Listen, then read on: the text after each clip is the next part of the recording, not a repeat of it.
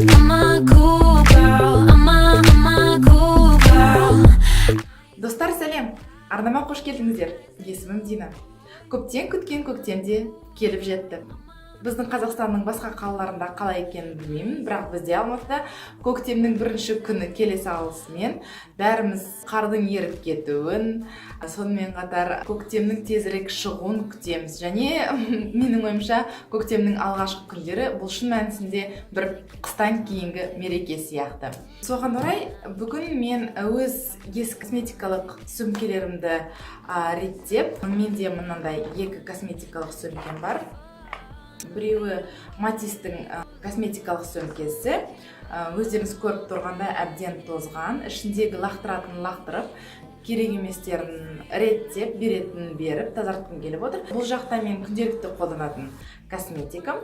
Ал мына жақта Givenchy'дің косметикалық сөмкесі, ол да өздеріңіз көріп отырғандай әбден тозған. Бұны да сіздермен бірге ішін ашып, қандай косметика бар екенін көрсеткім келіп отыр. Және осы екеуін біріктіріп, бір әдемі Герленнің бір косметикалық сөмкесін сатып алдым. Осының ішіне екі косметикалық сөмкемді біріктіріп, сонымен қатар сіздермен бірге мен қандай күнделікті, қандай косметикамен қолданатынымды көрсеткім келіп отыр. Егер сіздерге қызық болса, менімен бірге қалыңыздар. Бірінші күнделікті қолданатын косметикалық сөмкемді ашып, сіздерге көрсетейін. Бірінші косметикалық сөмкемді ашып көрейін.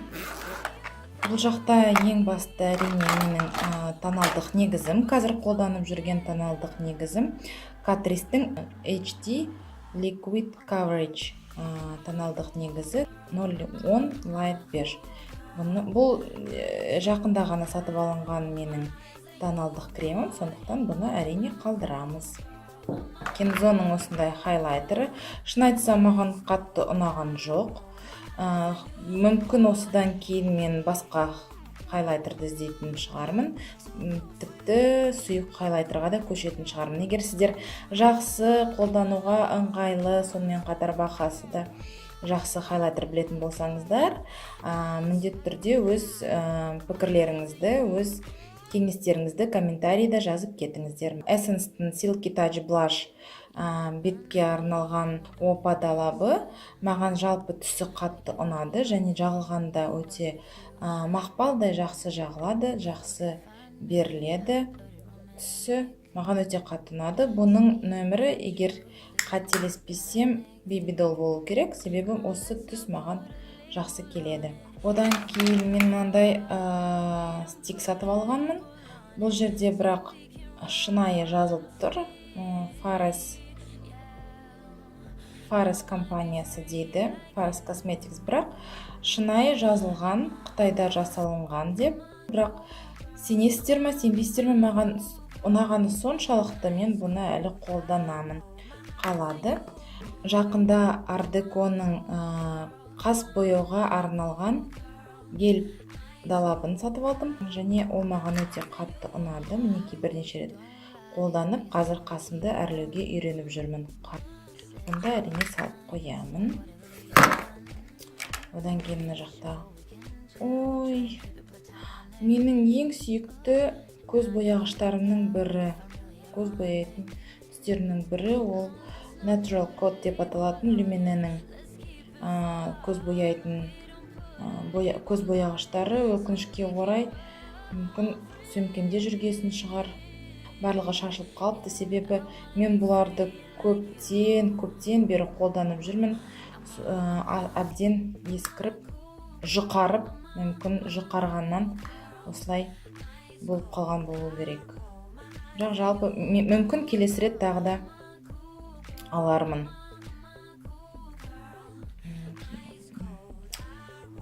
Өте өкінішті. Мына жақта қоңырлау түсі болған, мына жақта қызғылдау, ашық қызғылт түс болған.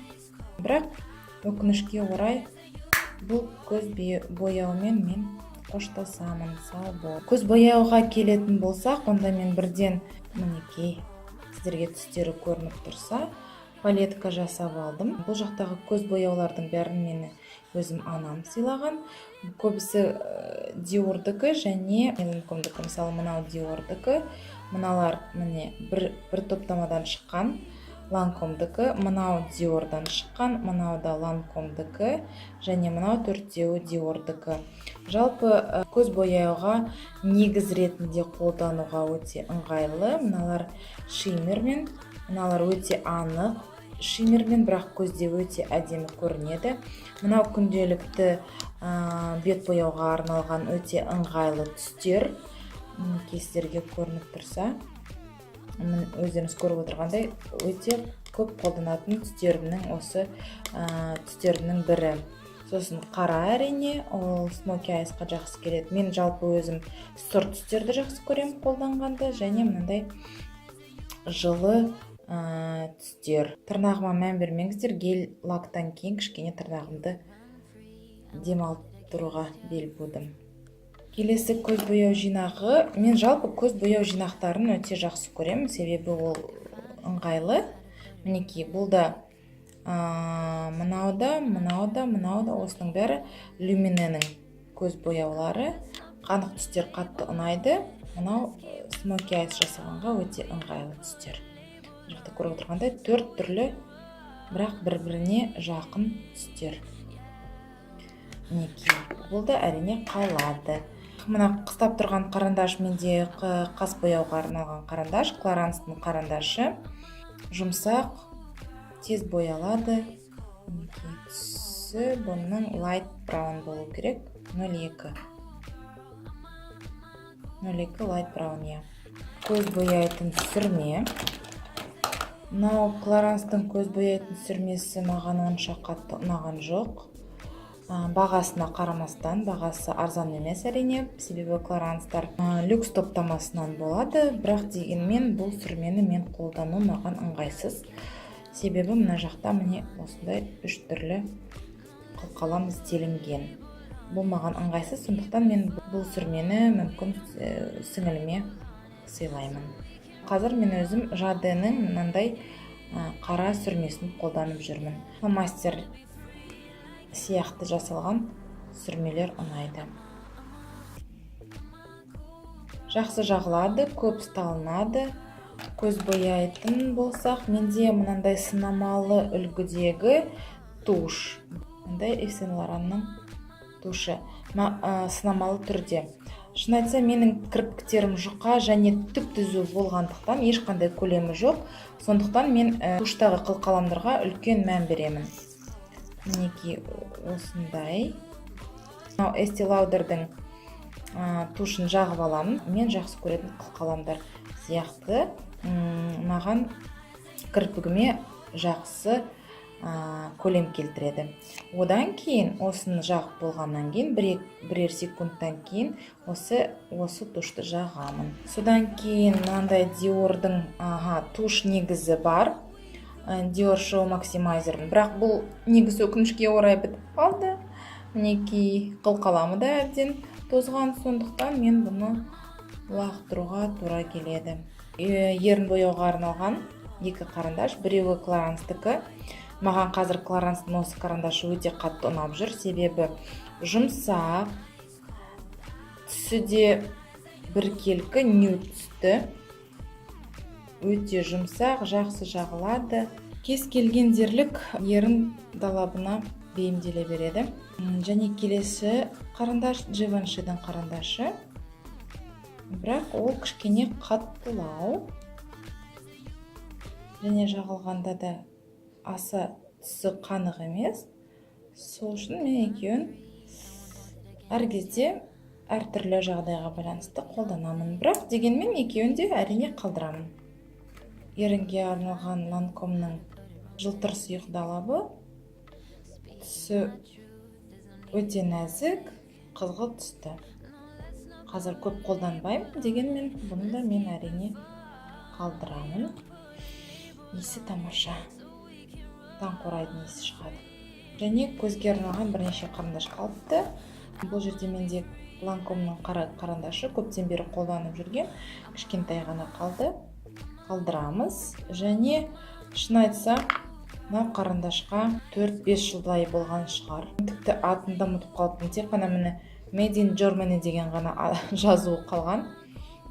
Дегенмен бұл қарындашты мен өте қатты өзім жақсы көремін, ұнатамын. Барлық өзімнің көз бояуыма қолданатын қарындашым. Әсіресе қабағымның астына бояймын, теннің үстіне. Менің ойымша осы қарындаш кез келген көз қарасты сәнді және мәнді қылатын сияқты.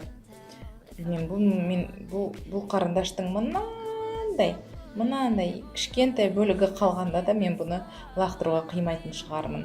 Менің ең сүйікті қарындашым. Келесі косметикалық сөмкемді ашып көрейік, не бар екен. Живаншидің сөмкесі әбден тозып қалған. Міне осы видеоның басында айтқан Кларанстың тоналдық негізі түсі маған өте қатты жағатын. Тіпті қалпағының қайда қалғанын да білмеймін. SPF 15. Дегенмен қазір люкстік өнімдер қымбаттады. Бұл тоналдық негізді мен 2 жыл бұрын алғанмын.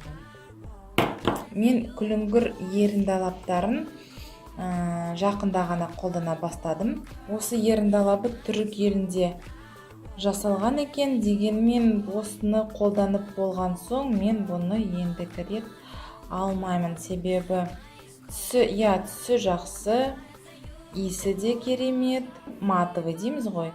Дегенмен ол жағылғанда өте жабысқақ. Сонымен қатар барлық жаққа жағылып қалады, ерінде көп сақталмайды. Ерінің ұштарында, шеттерінде жиналып қалады. Сондықтан мен бұл еріндалапты әзірше білмеймін. Мүмкін басқа еріндалап алғанша күліңгір түсті әзірше қалдырамын. Бірақ бұны көп қолданам деп айта алмаймын, өкінішке орай. Мынау Живаншидің сынамалы түрдегі үлгідегі тушын мен түсінбедім, шын айтса. Қылқаламы бір түрлі, мынандай домалақ қылқаламы көрініп тұрған шығар. Бұл тек кірпіктердің шетін бояуға ғана ыңғайлы сияқты. Дегенмен мен бұны қолданбаймын және косметикалық сумкамды көбейтпеу үшін мен бұны бере салатын шығармын құрбы достарымның біреуіне. Одан кейін мынандай L'Oreal'дің еріндалабын қолданамын кейде. Күліңгір түсті, жалпы жаман емес, қолдануға болады, әзірше қалдырып қоямын. Одан кейін мынау Estee Lauder'дің қызыл түсті еріндалабы. Маған бұл түс қазір ұнап жүрген жоқ, сол үшін қалдырмаймын өзіме. Және мынау Essence'дің еріндалабы таңқурай түстес, түсі өте қанық, маған қатты ұнайды. Өз көңіл күйіме байланысты қолданамын, қалдырамыз. Сен бұның нөмірі 12-ші Blush My Lips. Мінеки, Art Deco мен таптым. Сіздерге айтып кеткен өзімнің сүйікті карандашым екеуі бірге келген. Көрдіңіздер ма? Мынау көк түсі, мынау күміс түсті. Бірақ күміс түсті маған жағып, өте қатынап мен бұны қолданып келемін. Мынау көк түсті осы көп болды жатқанына жатыр. Тіпті мен бұны ешқашан қолданбағалы түгіл, тіпті бұны мен аршығанда жоқ сияқтымын. Бірақ дегенмен әрине сапалары өте жоғары, бірақ мен бұл қарандашты қолданбаймын, қалдырмаймын. Болды, осымен енді осы косметикалық сөмкемді де ақтарып шықтым. Қоштасуға тура келеді, бұл менде. Көрдіңіздер ме? Барлығын бір косметикалық сөмкеге сыйдырдым. Және осы бір сөмкеде болған ыңғайлы. Қыздар, бұл видео сіздерге ұнады деген үміттемін. Егер солай болса, лайкты басуды ұмытпаңыздар және арнаға міндетті түрде жазылыңыздар. Келешекте қандай форматтағы видеоларды тағы да көргілеріңіз келеді, міндетті түрде өз пікірлеріңізді комментарий ретінде төменде жазып кетіңіздер. Ал бүгінге мен сіздермен қоштасамын. Келесі кездескенше сау саламатта болыңыздар.